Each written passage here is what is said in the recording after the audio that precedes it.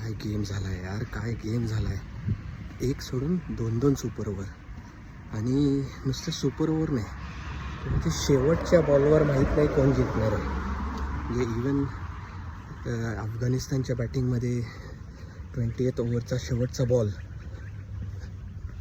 तिथं जिथं अफगाणिस्तान मॅच जिंकू शकले असते, त्याच्या आधी पहिल्या बॉलवर साऊथ आफ्रिकेने मॅच जिंकलेली होती. त्यांच्या अफगाणिस्तानचा लास्ट बॅट्समन त्यांनी आऊट केलेला होता. प्रेशर बाकी काही नाही. प्रेशरमध्ये थोडासा पाय पुढं पडला राबाडाचा आणि तो नो बॉल, आणि तिथं तो अख्खा गेम फिरला. लास्ट बॉलला रनआउट. आणि किती म्हणजे आपण बॉलिवूडचे मूवीज बघतो, थ्रिलर असतात, पण माझ्या मते बॉलिवूडच्या मूवीपेक्षा ही क्रिकेटची मॅच जास्त थ्रिलिंग आणि ॲक्शन पॅक होती. की जिथं दुसऱ्या सुपर ओव्हरमध्ये साऊथ आफ्रिकेने कडाक्याची एकदम बॅटिंग करून 24 हे टार्गेट खूप मोठं आहे एका ओव्हरमध्ये अचीव करायला. आणि जेव्हा तुम्ही सुपर ओव्हरची गोष्ट करता त्यावेळी ती जास्त मोठं होऊन जातं.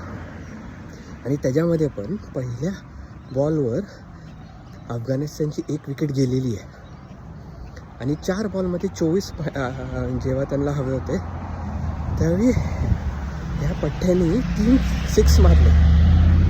6वा बॉल परत वाईड झाला आणि शेवटच्या बॉलवर 5 रन हवे होते.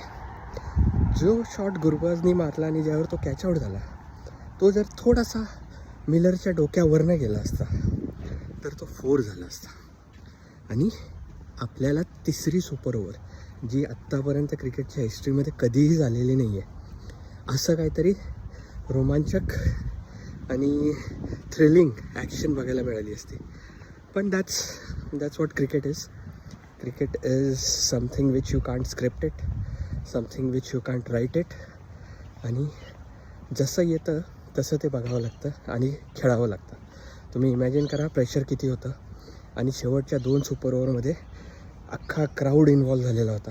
तुम्ही जर मॅच बघितली असेल तर रवी शास्त्रीने ॲटमॉस्फिअर एक्सप्लेन केलं होतं. त्यालाही समजत नव्हतं की काय चाललं आहे नक्की, की एवढा कालवा. की इंडियाची मॅच नाही आहे, असं नाही की इंडिया खेळते, अफगाणिस्तान आणि साऊथ आफ्रिका. आणि सगळ्यांना माहिती होतं की ही मॅच खूप चुरशीची होणार आहे, कारण अफगाणिस्तानला मस्ट विन होतं. पण आता ते हरलेले आहेत, 2 पॉईंट साऊथ आफ्रिकेला मिळालेले आहेत. त्यामुळे तो ग्रुप खूपच क्रिटिकल झालेला आहे आता. अफगाणिस्तानला शेवटच्या ज्या त्याच्या 2 मॅचेस आहेत